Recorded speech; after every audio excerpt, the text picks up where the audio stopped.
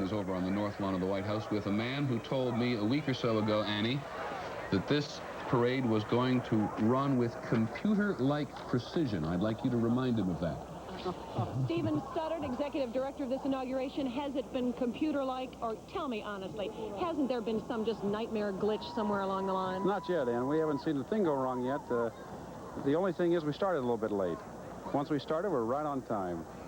When you look out at this parade, and how does it compare, match up to past parades, did you try to make it particularly different? We tried to make it reflect the values of George and Barbara Bush. We tried to have it be one that had wide and broad representation, one that was very open, and one that had kind of a fun spirit to it. And we think it does. Would you mind giving us that again? Since the parade started late, it is right on time. Let's have that again. Well, the parade's going to run an hour and 15 minutes, and all we did is shift the beginning time a little bit. We're about 35 minutes off in starting, but if you add 35 minutes to the original schedule, we'll be all right. Mr. Studdard, what was all the delay up on Capitol Hill? Well, the luncheon hosted by the leadership of Congress for the new president and the new vice president took a little longer than planned, and it just took longer to get started. Is George Bush surprised you by getting out of this vehicle as often as he has? No, it hasn't surprised me at all. You know, he's full of surprises, and that's the kind of thing you'd expect from George Bush, and he did it right on cue, evidently.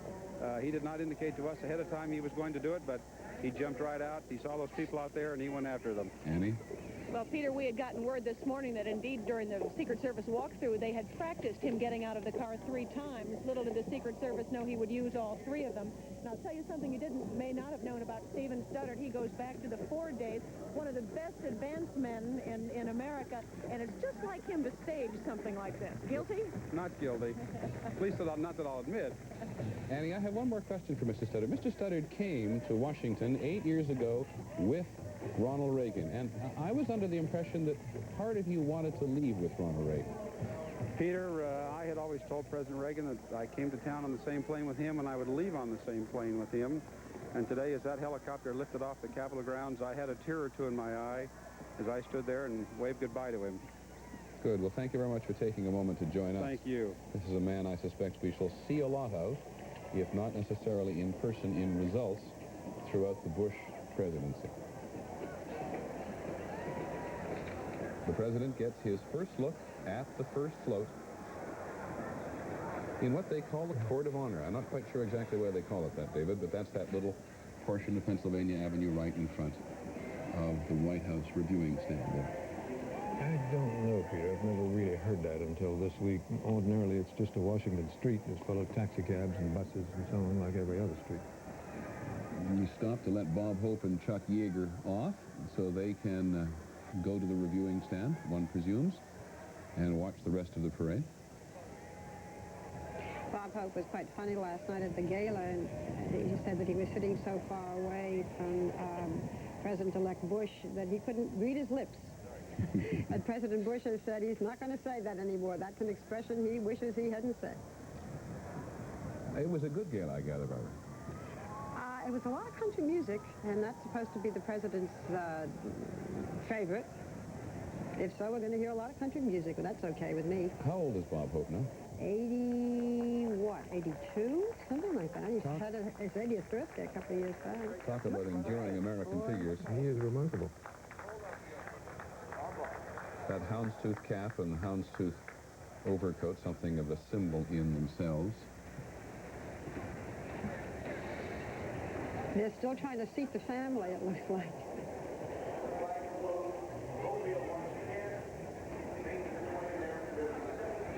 Jeff Greenfield down there, office at the White House. What do you make, Jeff, of all this symbolism we've seen so far today? Well, I think if you extend it to the inaugural week, they are being very careful to try to exemplify this inclusive attitude. His first meeting in the inaugural week was not with military people or with supporters, but with teachers. That's the education president. The open house tomorrow is clearly an attempt to indicate that however people thought Ronald Reagan was living behind a glass wall, George Bush is different. As they used to say in the Marxist world, you know, it is no accident that any of these things are staged this way. And I think, as you'll point out as we get on in this parade, assuming it ever starts, just about every float has some symbolic purpose. And it's the correct way to begin an administration, because you don't begin an administration with a State of the Union message with 50 points of your legislative and budget proposals. This is the sense of a man trying to project who he is in the best way television can be used to do it, by gestures. They made a very strong point, the whole inaugural planning staff, of bringing teachers here from every state in the Union. Some teachers delegation from every country. And as to that observation, Jeff, about the open house, I think it was the president who said it was distinctly to reaffirm that it was the people's house.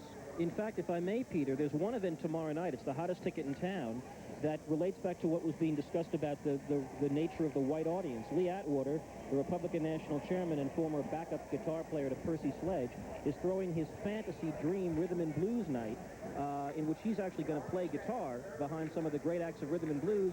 And if it's a little churlish to say it, there are probably more blacks on stage tomorrow night than there are in the entire reviewing stand, and maybe along the line of march. But that, too, is a kind of symbol to say Republicans are not white bread up with people, Wayne Newton types alone. We like harder, harder rock music, and I think that, too, is a symbolic act. On the subject of music, the United States Army Field Band from Fort Meade, Maryland.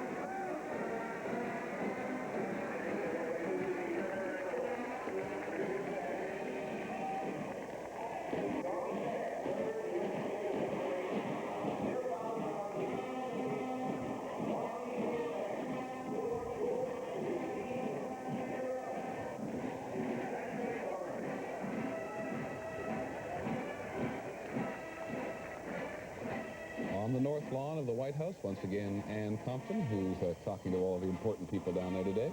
Go ahead, Annie.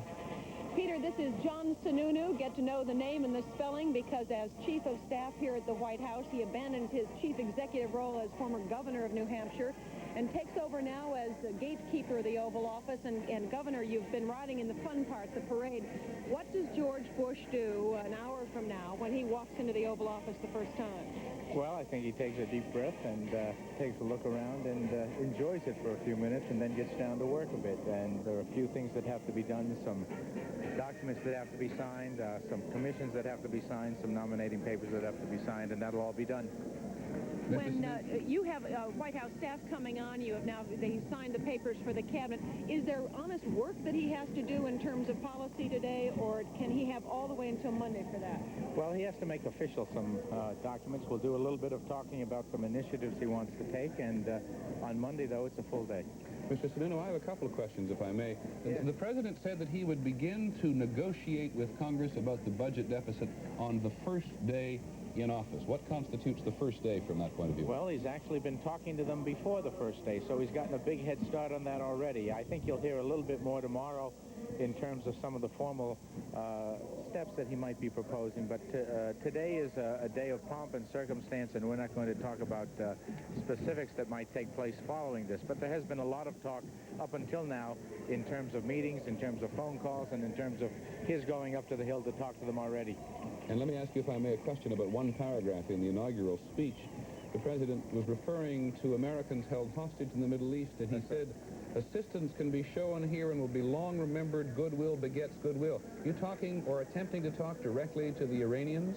I think what that paragraph was addressing was the fact that when you have countries that are willing to extend actions one-on-one in terms of showing goodwill, whether it happens to be the particular countries you mentioned, Iran, or any of the other countries around the world, good friends begin to be developed by extending positive gestures. And I think he was saying, as part of his presidency, he wants to extend both his hand, as he did to Congress, but a hand out to the rest of the world, and saying we offer to be as friendly as we can to those who are willing to be friendly with us. And Tomorrow, a full day in the Oval Office. The president will take around some tourists, but then will he actually begin making initiatives in the Oval Office? Which ones? Can you tell us?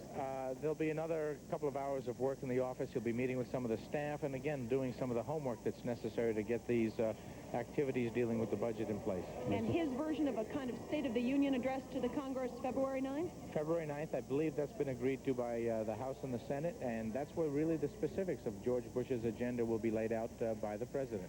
Governor Sununu, thank you.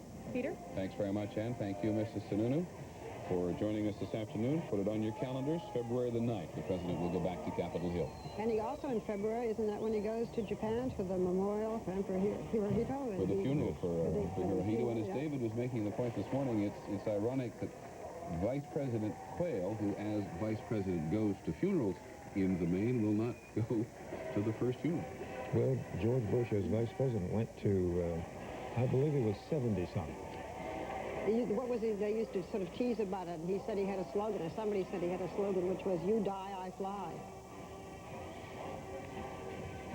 There are 10 different parade units from Texas. We're going to see more of them from Texas than from any other state. And the next number, I guess, we'll see the most of is from Indiana. We'll see 6 different units because, of course, that's the home state of Vice President. Well, the University of Texas, as an old trombone player in a high school band, has 175 brats. So you should be able to hear it in the next county. On the other hand, Ohio is going to make it seem kind of small. At any rate, from the variety of places in Texas they came, including from Midland, Texas, the Robert E. Lee High School Band, I think, is the one which Charlie Murphy has been spending some time with as to how they actually got to the inauguration.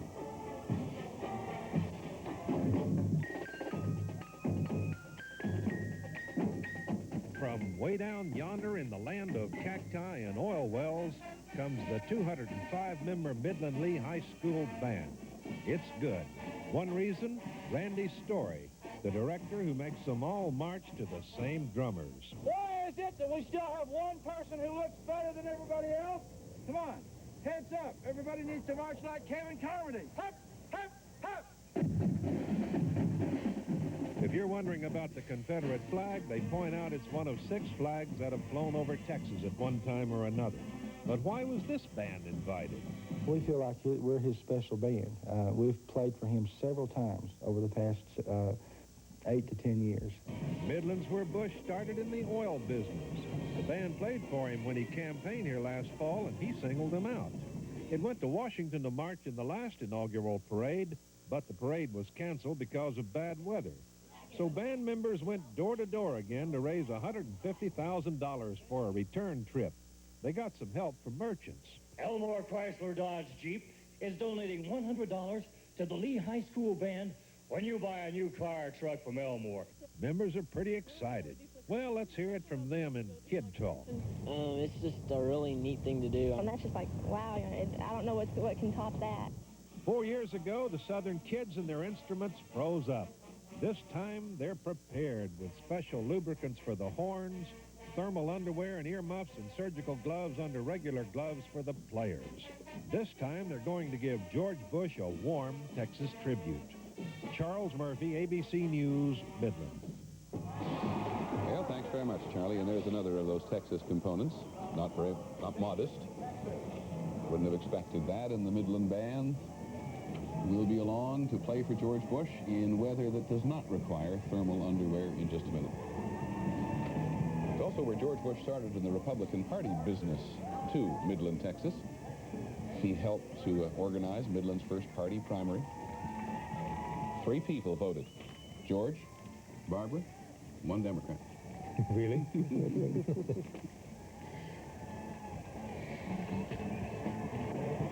We're going to have an awful lot of different horses in this parade. Military horses, and there will be little ponies, and there'll be those wonderful Lipizzan horses. So if you love horses, you should have a good time in this parade. One in here that has horses called cobs, C-O-B-S. I didn't know what it was. I looked it up. Cob is a small horse. Often pulled a small carriage. Yes. If you were a rich kid, you had a cob, a small carriage with a child in it.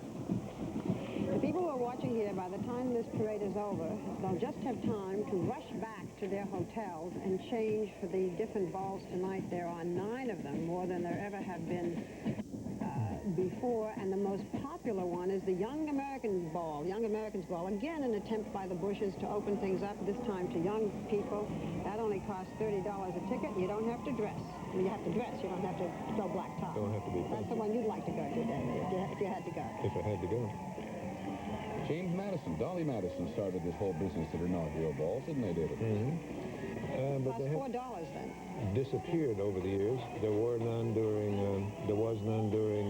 World War II.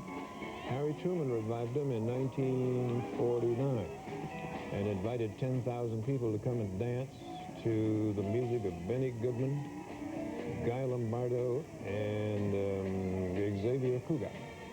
So it was off and running, and now it's up to 9. During the Eisenhowers, they had 2. Mamie Eisenhower decided 1 was not enough, and people said, 2? You're going to have 2 inaugural balls? And now we say, 9, yeah, well, you know, maybe 10. Maybe 10, yeah. Who's counting? Another small thing I remember about James Madison, he actually said he'd rather be home in bed, didn't he? He did. I think a lot of people are going to feel that way after tonight. They sound like more fun than they are, having gone to a couple of them. Well, Barbara, you know, people who live in Washington think of these things as being for visitors, out-of-towners, and don't go to them much, except for the politicians. David, I pulled out from your book, Washington During the War Years, your new book the other day, the little section on the inauguration during the war years. What was the mood then? Well, during the war years, nothing happened. They didn't have inaugural parades. I remember Roosevelt was asked, for example, if we were going to have a military units marching in the parade, and he said, there's nobody here to parade. They're all out in the war. After the war, they started up again. As I say, Harry Truman revived them. During the war,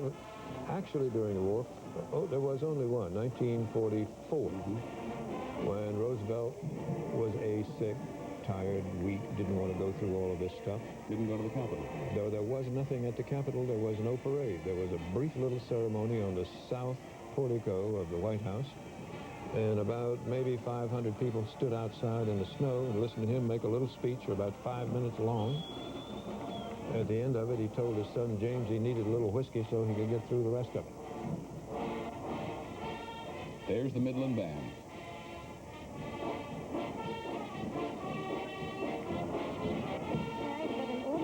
Up, you have to take footsteps 28 inches, and that you have to go 112 steps a minute. I would like to know how these people know what 28 inches is. Just take big steps, I guess, huh? You practice long enough, Barbara, it becomes instinctive. I don't know why they do that.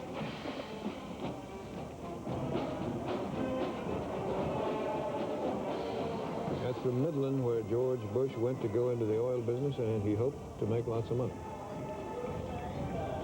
The Indiana delegation, the Black Horse Troop from the Culver Military Academy and the Culver Girls Academy. Culver, Indiana.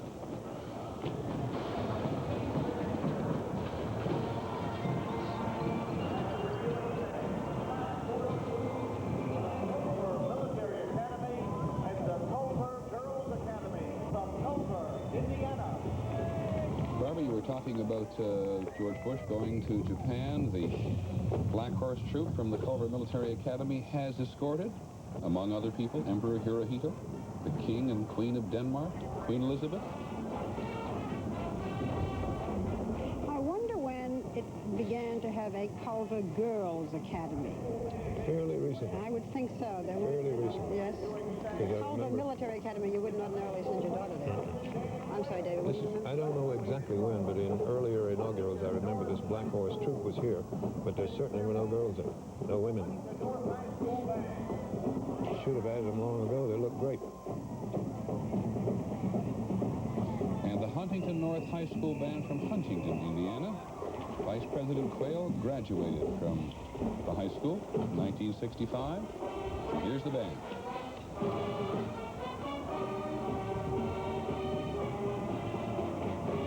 The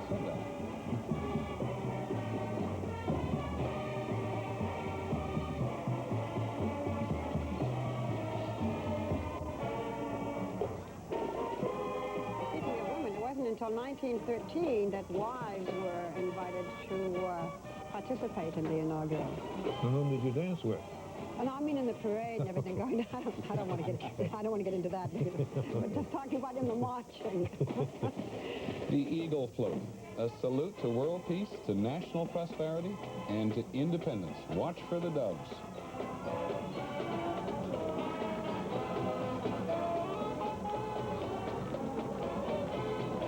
If you watch the Rose Bowl parade, yes, same float.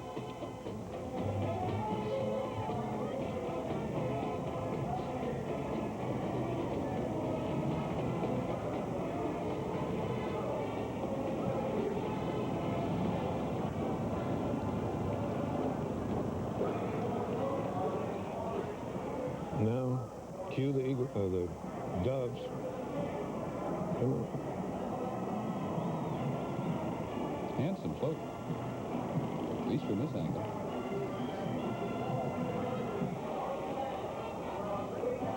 Cue the doves. Maybe they don't go off until they're right smack in front of the reviewing stand. That, I believe, is the intention.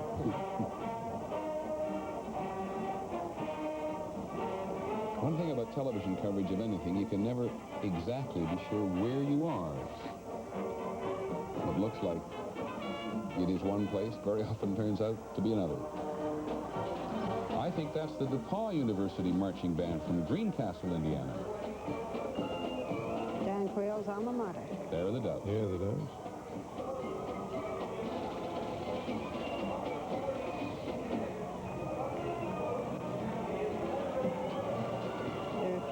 Lives have changed as much as Dan Quayle's in just the past year. His wife had said that this was the year that she thought she'd go back to work. She hadn't worked since the children were born. She's a lawyer.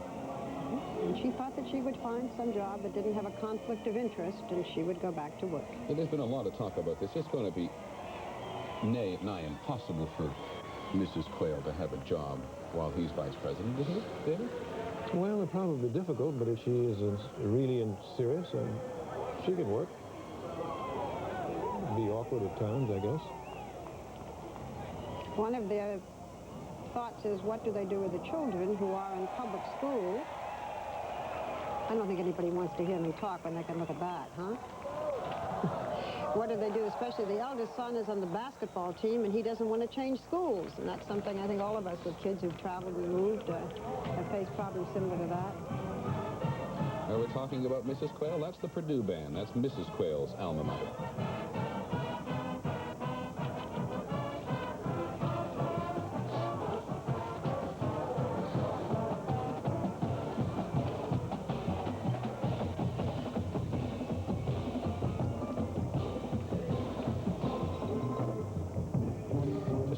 Stations along the way that we're going to go at least until 4:30. Now to give folks at home some real sense of the parade.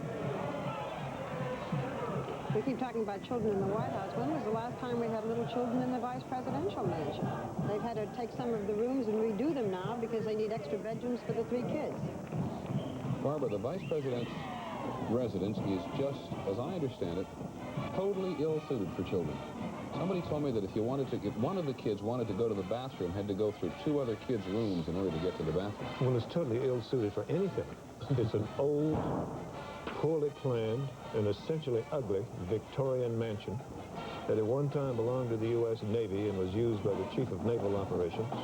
They took it away from the Navy to give it to the Vice President, spent a little money to remodel it, but not enough. Rockefeller, wasn't it? Wasn't that Nelson when Rockefeller refused to live in it because but he had it. I mean, they decorated it. It was there, yeah. And he bought a $20,000 bed, I think it was, round or something silly.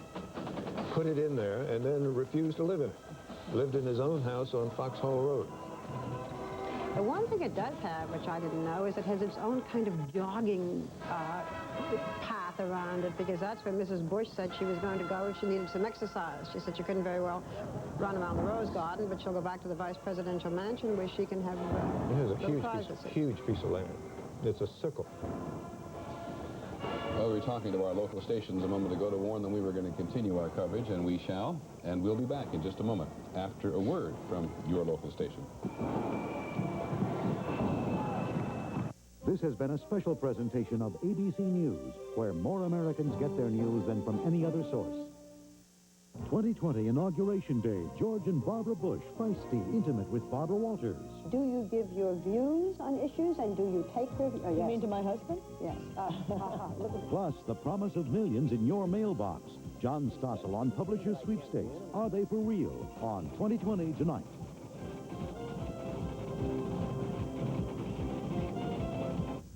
She's skyrocketed to fame now. Oprah Winfrey fills you in on her latest project. Meet one of Hollywood's hottest box office stars, William Hurt. Private adoption and a new 2-day diet on Monday. Come to the giant John Lance Ford during our 75th anniversary sale. John Lance Ford has the inventory of hard-to-find cars, the lowest prices, and AAA certified service. 89 Ford Crown Victorias, $2,000 off and 4.9 financing. 89 Thunderbirds, $2,000 off and 4.9 financing. All-wheel drive Tempos, $2,000 off and 4.9 financing. 89 Pros with Air, $11,988 and 4.9 financing. Lowest prices, celebrating 75 years in service, only at the giant John Lance Ford. Value City Furniture customers, we have a grave situation. Our warehouse and showrooms are jammed to capacity with discontinued 88 merchandise, and new furniture's arriving daily. There's only one thing we can do. Everything must go! Living rooms, bedrooms, dining rooms, recliners, dinettes, tables, lamps, pictures, desks, everything! Gigantic markdowns, record-breaking savings, incredible price cuts. Nothing is held back! Watch for this circular and buy with no money down. Everything must go at Value City Furniture! Oprah Winfrey Live. Friday at 5. ABC News coverage of the bicentennial inauguration continues. Once again, here's Peter Jennings. Well, we're fairly convinced that that parade that you're having a look at on Pennsylvania Avenue from the White House end down towards the Capitol is going to be going on until well after dark. But Steve Studdard, the man who we refer to as the impresario of this inaugural festivity, said it's going to be an hour and a half. There are a lot of units still to come down that route. Thomas Jefferson, second inaugural. He was the first to ride back and establish the route. And Ulysses Grant was the first to sit down and actually watch a parade. It could have been, there were several other possible routes. It could have come down Constitution, which is straight, doesn't have all these jogs in it. But I think it may be Pennsylvania was the only one that was finished and paved at the time. This time was a mud hole until relatively recently. A great bog. Right. Well, we'll take a flyer on this. I think this is all part of the We the People float, which is the commission of the bicentennial of the country, which emphasizes, it is, We the People, the bicentennial of the Constitution, which we celebrated a couple years ago. It also is a reminder in its depiction here of George Washington leaving and going off to New York to be sworn in 200 years ago. We are celebrating George to George, as they say here. Seems a bit informal in some respects, but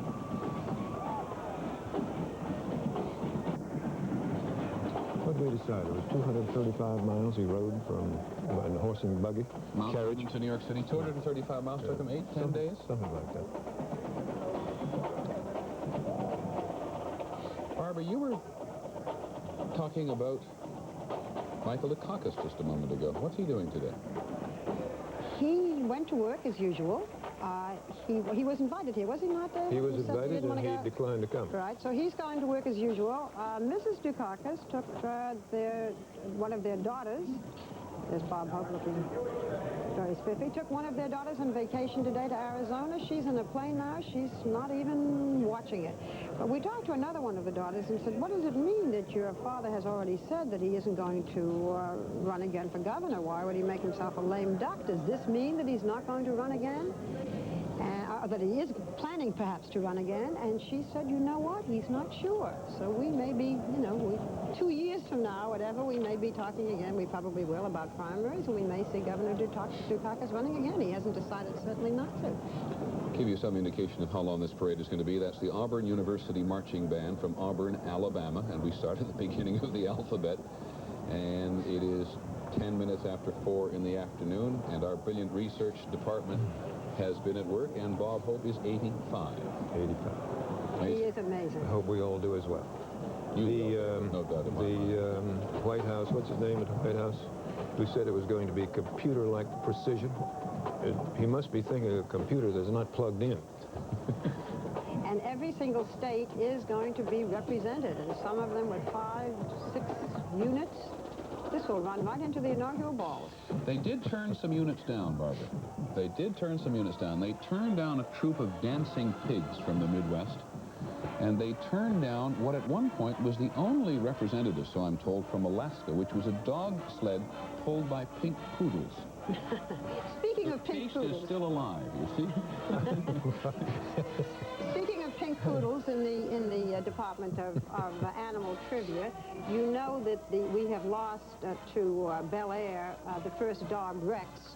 We now have, however, coming up to look forward to the first dog, Millie, which is the Bush's very dear animal. Millie is not represented today because she is pregnant. Billy's pregnant. And Millie is in Kentucky resting up.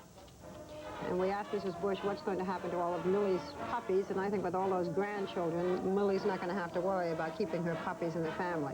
But you'll be seeing a lot of Millie. Barbara, you never cease to amaze me with the depth of your knowledge. Listen, homework, it pays off. The Troy State University Band, I believe, from Troy, Alabama.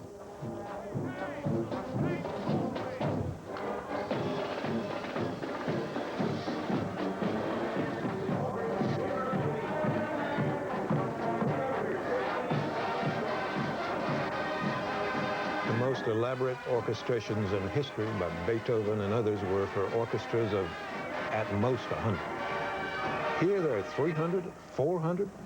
I don't know how they all hear each other. And there are also different bands playing in street corners that they're not marching, but are just simply playing for the joy of the people. And if you're in the back of a band as big as that, you can't hear what they're doing in the front.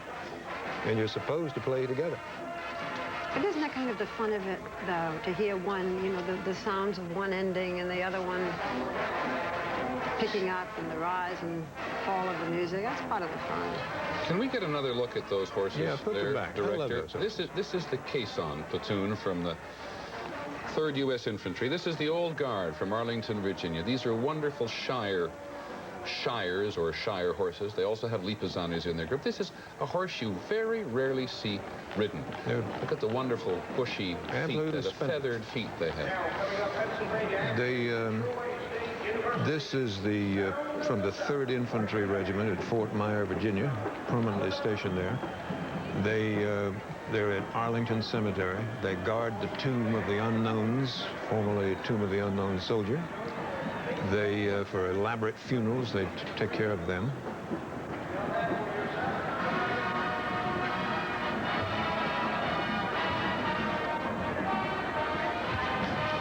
Well, Jeff Greenfield, down at the White House, you've had a chance to think for a few minutes. Well, I guess what I think is that when the United States of America throws a party, it doesn't matter what the song is, it always comes out in parade time. You know, Robert Klein, the comedian, has a theory that no matter what you play, it could be Beethoven's Ninth Symphony, or it could be a symphony, or it could be rap music, it always comes out in the same rhythm. And I guess George M. Cohan was right. There's something in our blood that loves this stuff, and I guess once every 4 years, you can suspend your musical judgment and just get right into it. I think any music critic now would be a genuine churro. This is, I must say, Peter, as a fan of the Thanksgiving Day Parade, something I said at the outset, I do think they could design some political balloons for this parade, but maybe that's out of place on January 20th of a quadrennial year. Oh, go on, take a flyer at it, Jeff. Well, no, I said at the beginning, I could see the deficit balloon, I could see the savings and loan balloon that gets loose, and my favorite, Peter, this is my image, is 50 wires in the sky to nothing, and that would be the stealth bomber balloon. You like it? Well, we'll take it anyway. Okay.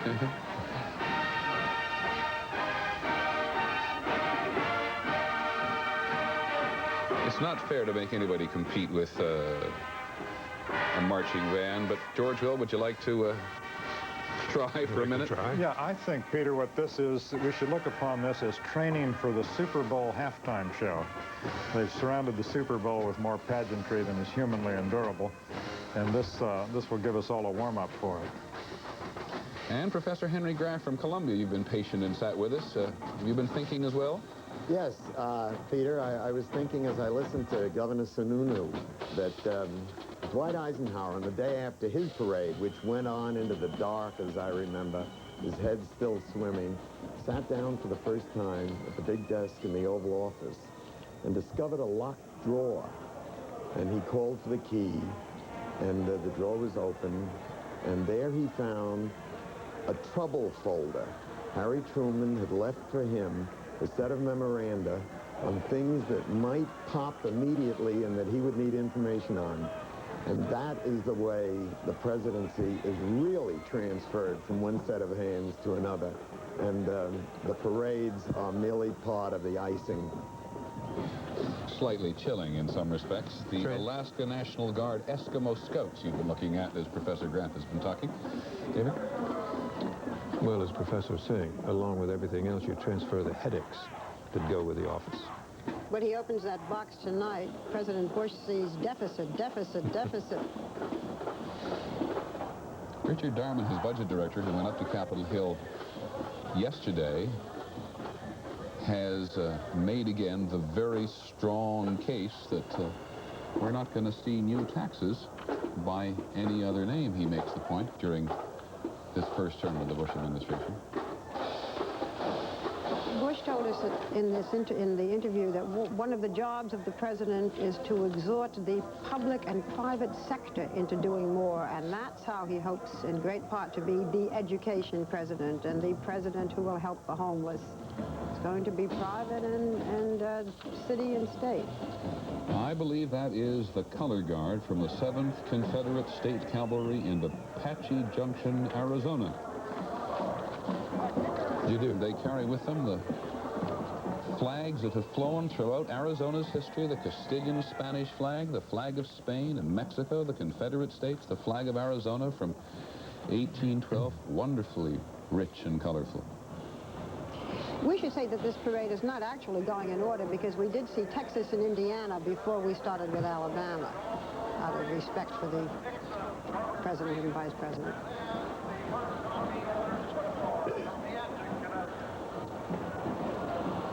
Arkansas. Regnac populace, the people rule. We'll be back in just a moment.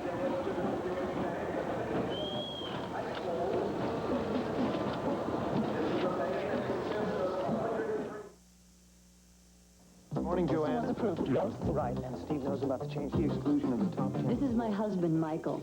He's under a lot of pressure, but now he's doing things differently. Like taking the stairs, eating more fruit, and cutting down on cholesterol and saturated fat.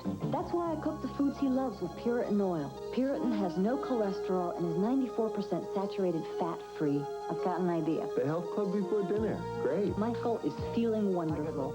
And I am too. Puritan. Make it your oil for life. When the American housewife reaches for sugar, she gets a pretty good deal.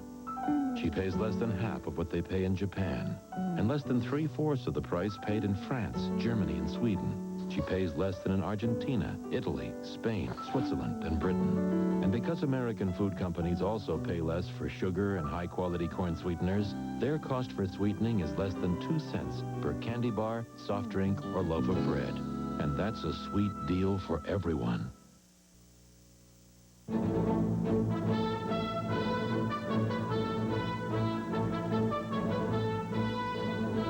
ABC News coverage of the bicentennial inauguration.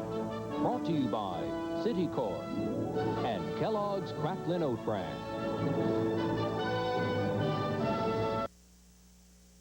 We now join our regularly scheduled program, which is already in progress. Yeah, my life is pretty much set, you know. It's got a regular routine. You get up in the morning, you get ready for work, you take the baby to the school, you go to your job, you come home at night. So in the course of the day, you do little things to get yourself going. A little pressure.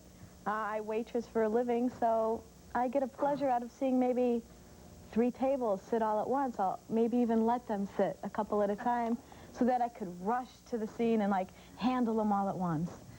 You know, rather than just take one at a time, let it go real calmly, I kind of get this pleasure out of, you know, and my marriage, you know, for years, almost 12 years, it was like one crisis after another, real crisis. And just, you know, a relationship in itself is a crisis, but you go through all these phases through your marriage and the striving for the house and to get ahead, to get the money, and then finally you get to this point where everything is fine. And I went nuts. It was like, this is horrible. You know, what am I striving for now? There's no more pressure. There's no more, you know, no more goals. And it's important to have your own goals, because what happens is if you try to get all of that excitement in a relationship and in struggling to have a relationship that works, when you finally succeed, instead of enjoying that and relishing it, you find that you're feeling empty. Is that why a lot of women who are involved in relationships with men who treat them badly, and they're always, you know, oh baby, please explain to me why can't we? And then when they find a man that treats them well, they're bored. Right. Yes. Right. Yes. Yes. Yeah, and that's because what? I don't know. I'm involved with somebody right now who is the pits, okay? This guy is like, I don't know. He's in California, and I really care about him, and I call him, and he calls me, and he's just a bad habit. But guys that like me and come over in limousines to pick me up and take me out and treat me like a doll, I don't want to. I don't want to. Well, there's nothing to overcome and after I get the guy, now if I get this guy, that I really want, I won't want him anymore. It gets boring. I don't want him. So it's like... No challenge. No.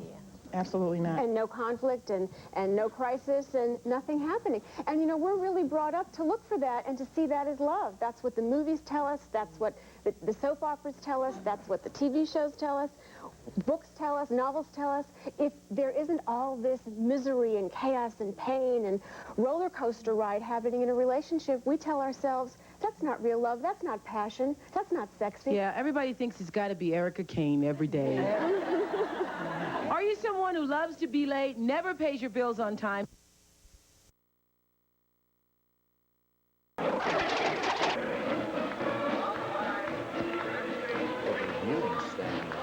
Years old. That goes back to 1881.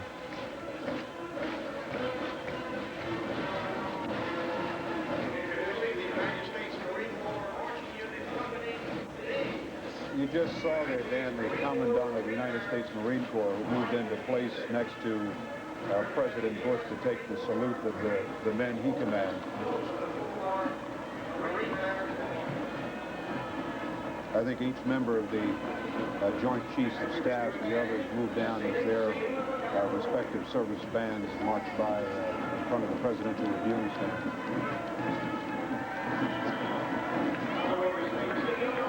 And now the California contingents start to roll in.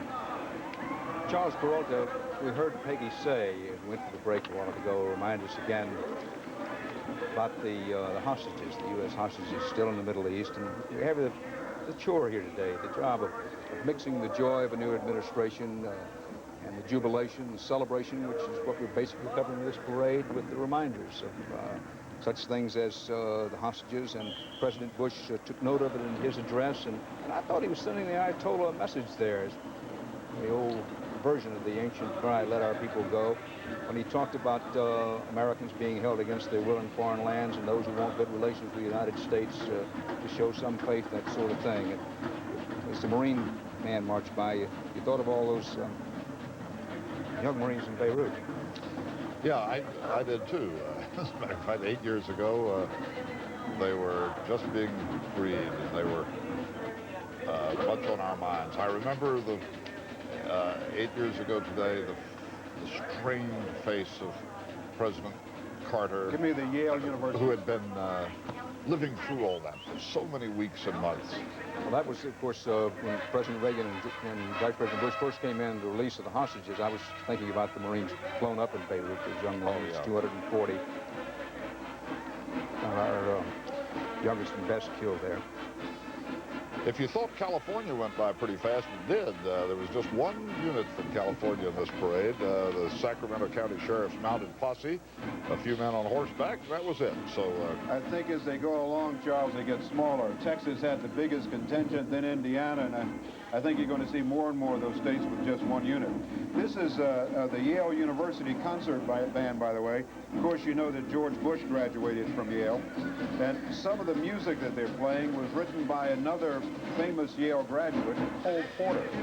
And I bet if you could name a lot of songs that Cole Porter wrote, you probably wouldn't think of Bulldog, Bulldog, and Bulla Bulla, but he's also responsible for those as well. Good point, Ed, and our friend President Benno Schmidt of Yale will be so pleased that you pointed out that was the Yale University band playing Here's to Good Old Yale, Bulldog, Bulldog, Bola Bola, and Good Night Poor Harvard. These riders represent another home state of our new president, Connecticut. First Company Governor's Horse Guard, followed by the First Company Governor's Foot Guard. And that'll be followed by Delaware and the Alexis DuPont High School Tiger Marching Band. Herbert Collins, what have been some of the more memorable inaugural parades from the standpoint of history? We said they've grown over the years and got more elaborate and expensive. Well, we started out with them, of course, in Madison's time, as mentioned before. Jackson vetoed the parade. Really, the units in the parade, I think the 1841 parade was significant because you had log cabins pulled through the streets for that parade, and you had Tippecanoe clubs marching in that parade. The longest parade we've ever had was 1889, and it was after dark before the parade. Some of it never, it dispersed before it ever passed the reviewing stand. Is that right? Well, you know, Charles, a thought occurs to me. It's coming up near 4:30 Eastern Time, and this parade is just really beginning to roll. If they don't hurry, this parade could go on until after dark. Sure. Pretty easily. Sure. I don't think there's a chance in the world that all these units can get past the reviewing stand before dusk, at least. Well, Teddy Roosevelt's ended at 6:15, I believe, so maybe this will be somewhat like that one. Well, we'd like to have them not go for the record. I think they're going to move along at their prescribed pace. You know, they had that, the military has a prescribed marching pace of 30-inch step, I'm told, at 120 steps a minute. And they've sort of adjusted it for the civilian population in this parade. So they're going to stay at that marching pace and move right along as they, however long it takes. And it's going to be dark when it's over, I think. The sights and sounds live from the inaugural parade in Washington, D.C. And as the march continues, well, we were going to take a break for a commercial, but we've made a decision to stick with this for a while, and with good reason. Among other things, the Eastern High School Marching Band got to be one of the best marching bands in the country. It's coming up soon, if indeed we don't have it in front of us now. That Eastern High School Band, this is not it, the Eastern High School Marching Band from the District of Columbia. We've, under our candor when convenient rule here, we've lost our place in our book. I think this is the Alexis DuPont High School Tiger Marching Band from Greenville, Delaware. The Eastern High School Marching Band from the District of Columbia will be along shortly. The Tyler Quarter Horses from Delaware. I think I saw the District of Columbia seal back there, so it... Yeah, they're just going by right in front of the president now as the seal of the District of Columbia. So you'd have the Eastern High School Marching Band from right here in Washington, D.C., just passing in front of the presidential reviewing stand now. They didn't get a very long trip. All these high school, college kids look forward to the trip to Washington. Poor old Eastern got shortchanged. They take the metro down here.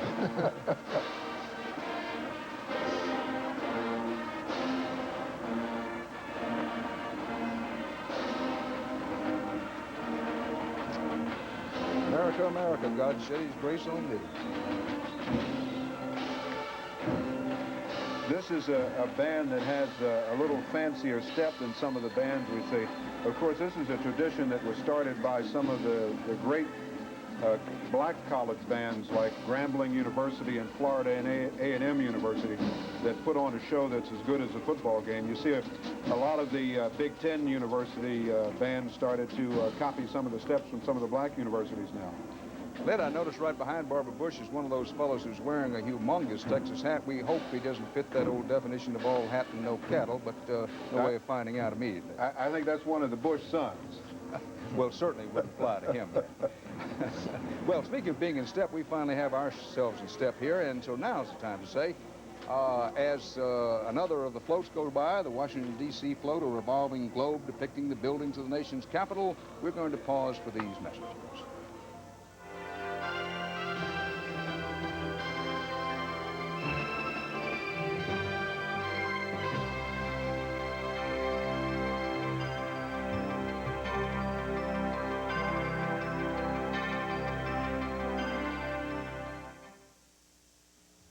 Savor the flavor of melting cheese, mixed with ham, diced nice as you please. Your casserole deserves cremette.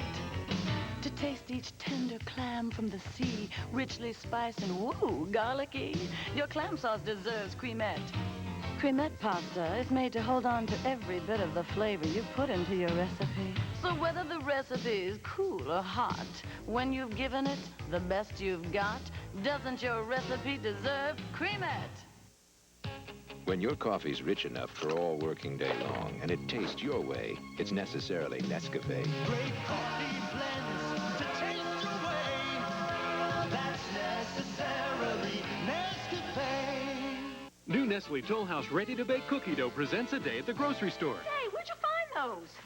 They bake in just 10 minutes, right? I can just taste those warm, melty Toll House cookies. Where'd you say you found those? In the freezer section.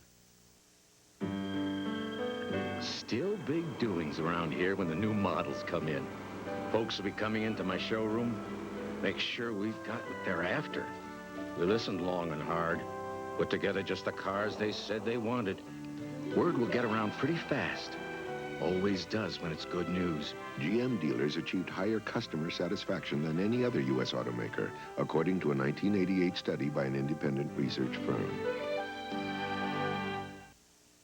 When you weigh one diet against another, consider this. If you don't get enough protein when you diet to lose fat, you might lose muscle. Protein can help you keep muscle while you lose fat. And Special K has the highest level of dietary protein available in a cereal. So exercise your good judgment, too. Include this Special K breakfast in your balanced diet. And make a firm commitment to your body. Special K. Keep the muscle. Lose the fat. The next time you have a glass of orange juice, tomato, or grapefruit, think about this. You get more of 7 important vitamins and minerals in a glass of great-tasting Sunsweet prune juice. Sunsweet. Here's to your health. Put the power of an upright in the palm of your hand with the Royal Dirt Devil. It has a revolving brush, and it can handle all kinds of dirt. Pick up the handheld vac that really picks up. Dirt Devil by Royal. Well, you might have heard Ed Bradley just mention the King's Guard there. He's talking off Mike a little. Now, this group of folk traveled the longest distance of any in the parade to be here today. Ed, as best I can make out. They sure didn't take the metro, I can tell you that. Well, the inaugural parade running well behind schedule, and indeed, I'm prepared to say, Charles, that if they go all the way through the parade, and I think you can bet the best property you've got, if you're a wagering man, that George Bush is going to stay there to the last. One of these bands and floats goes by, then it'll be after dark here. Now, we always like to build suspense when we can. Yes, it's one of the anchorman's job when he can to build some drama into something. And now here it is, folks. A surprise for President Bush, who supposedly doesn't know the float has been included. A replica of the plane that President Bush flew in World War II, a TBM Avenger, is the plane Bush flew, and on this float is a Grumman Avenger, similar but not the same as the one President Bush flew. And what's going to happen is this float is supposed to surprise him. The State Seal of Idaho has rolled by, and the Parkway Central High School marching band, and the land farm horses will be following up here in a moment. Now, here is the drama. What little we have left. On the float are 12 of George Bush's Navy buddies and the owner of this replica of the Grumman Avenger. We mentioned this once before today. There's a difficulty getting this replica of this World War II plane along this twisting, turning parade route, because there's only 2-foot clearance in some points at each point. That's one of the things that's going to hold up the back part of the parade. Now, we hope to be on the air. CBS News, like the Marine Corps, likes to be first in and last to leave when we can. We hope to be on the air when that replica of the plane comes through. Note that we can't give you a guarantee of that because it is they're having such a difficult time getting along the parade route. So that'll be something to look for as time goes along. But shh, don't tell President Bush, because he's supposed to know. If the Vice President doesn't know it, he's the only one down here who doesn't know about it. General Yeager told me about it up here. Well, and Ed, keep in mind how President Bush now, how much he detests leaks. I mean, he'd rather be dragged behind a horse than have something leak out. I wouldn't be at all surprised to see him come out and try to come out of there. You know, they've got that bulletproof glass around there. I guess it would be kind of difficult to get around that. You know, the first time they actually had that bulletproof glass was for one of FDR's inaugurals, and he saw it in there and had them take it out. Different time, different time.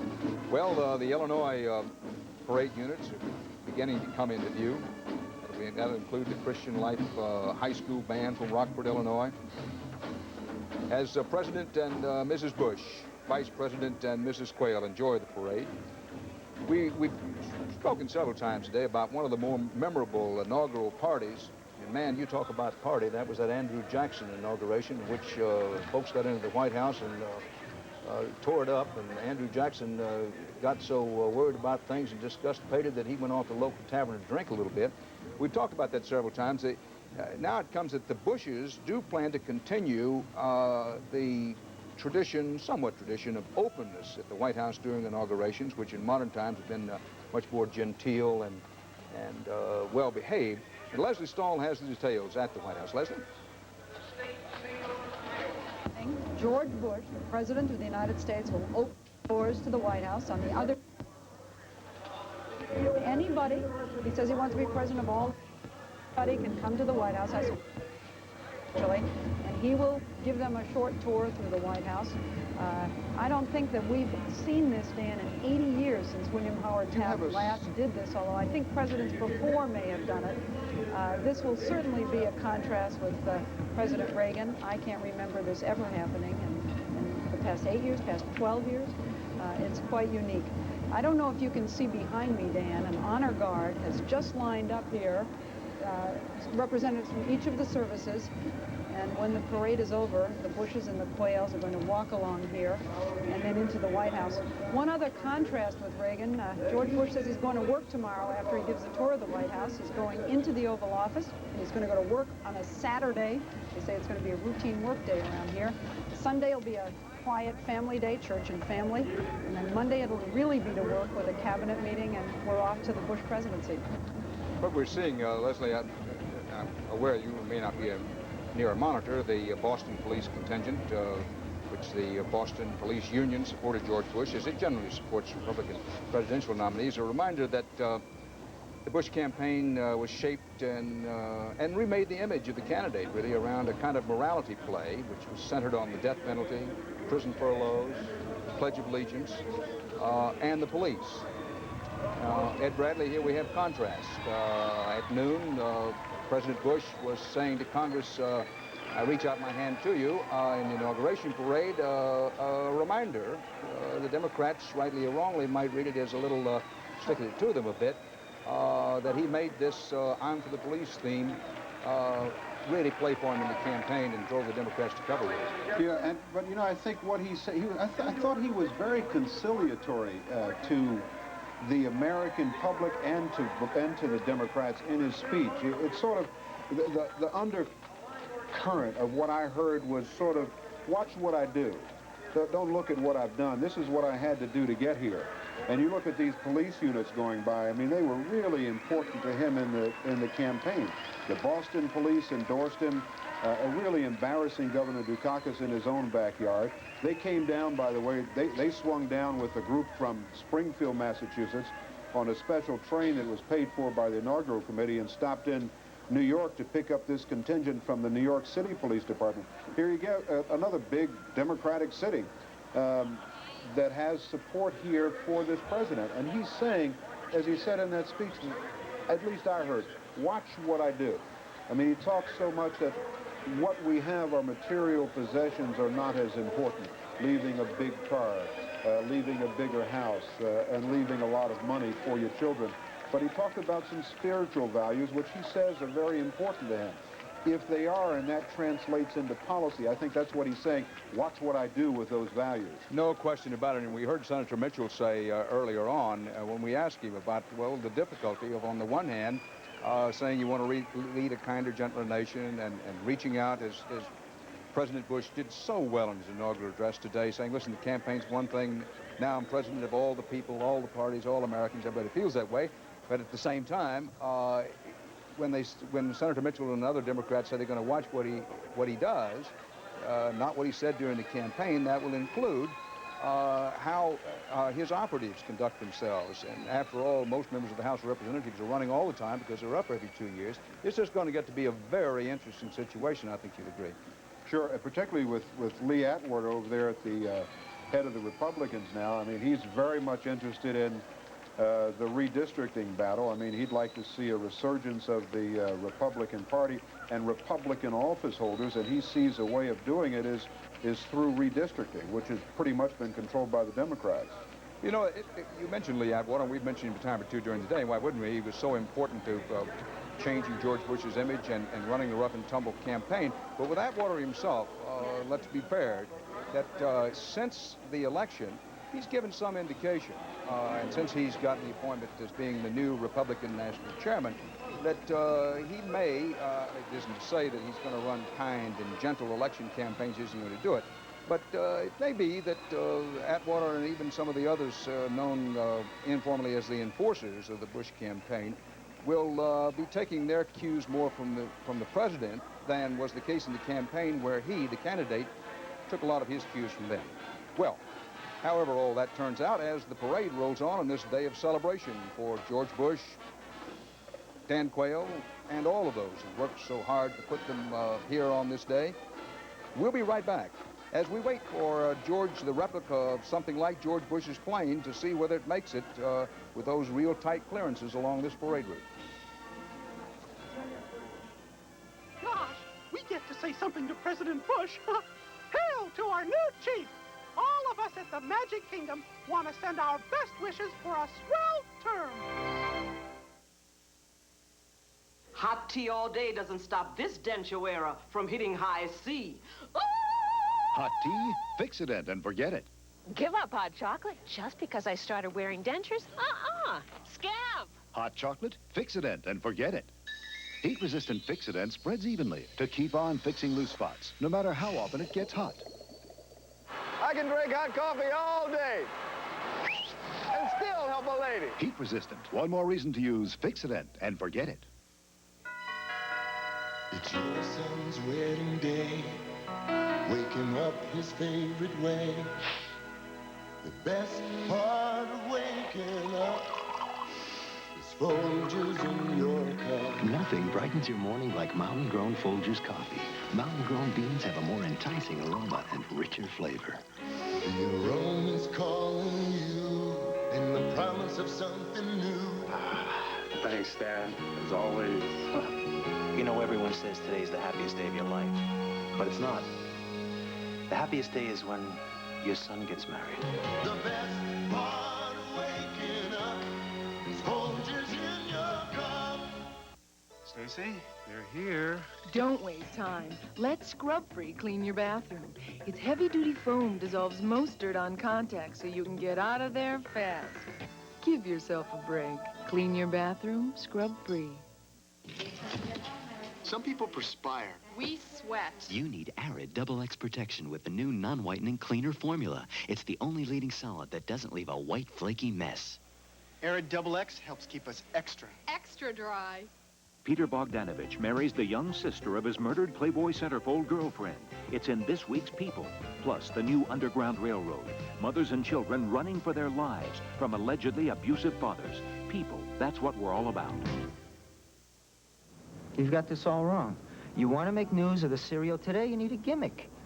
Putting a whole banana inside a little bran biscuit, stuff like that. These are just flakes. I don't think I've tasted anything like it. Simple, light, it's really very good. Well, how about that? A cereal that doesn't need a gimmick. Kellogg's Corn Flakes. Corn Flakes? Taste them again for the first time.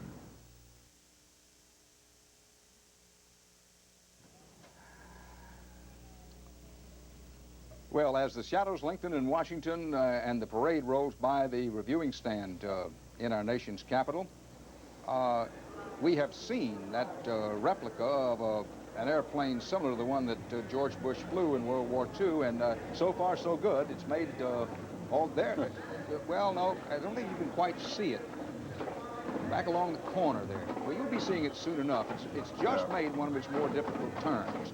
You're saying, well, why are they making so much of this airplane? Well, one thing, it's going to be one of the highlights of the parade for George Bush. George Bush went into the United States Navy at age 19 and became, as you probably heard, the youngest, it is said, fighter pilot of the war. Some dispute that, but he certainly, there's no dispute about the fact that he was young and he was brave. Flew combat missions as a very young man in the war. And there's that Avenger.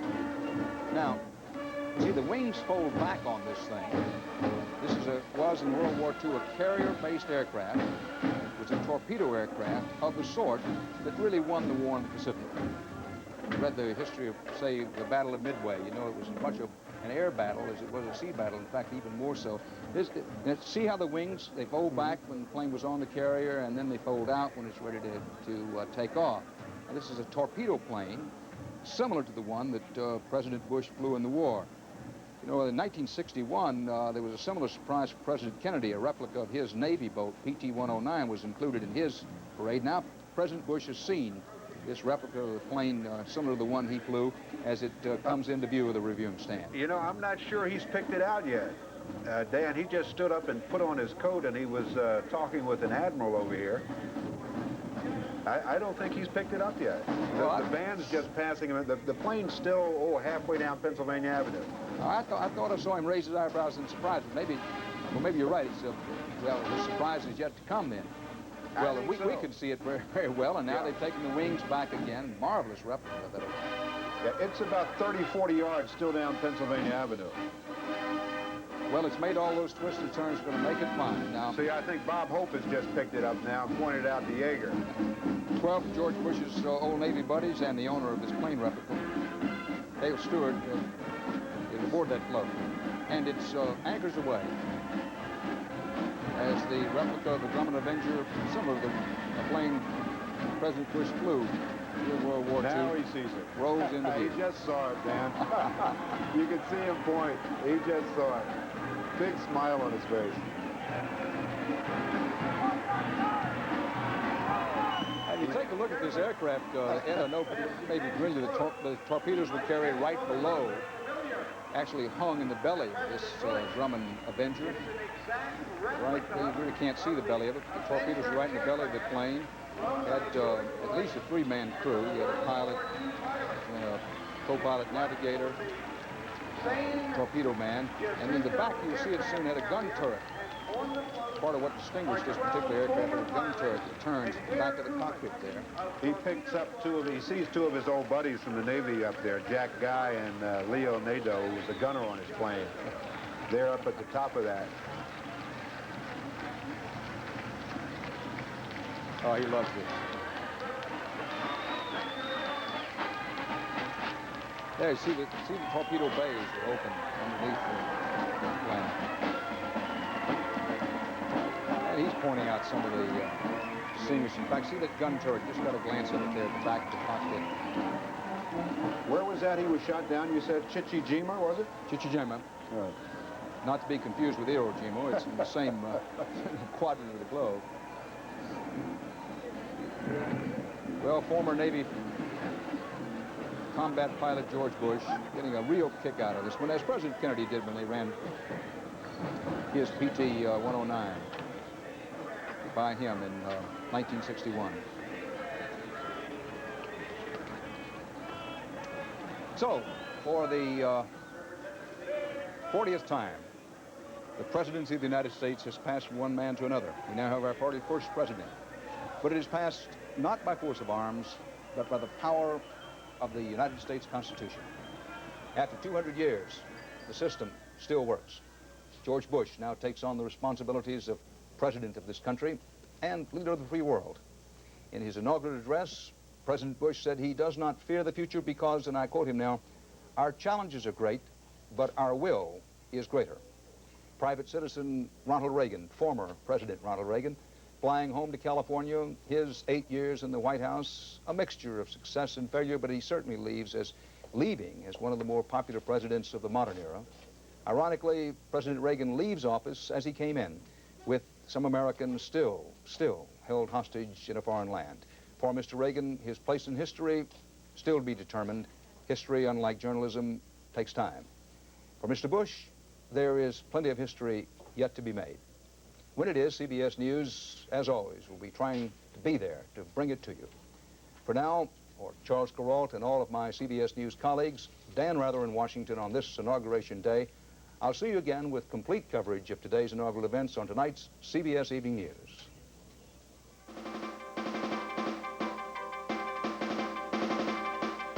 From Washington, this has been CBS News.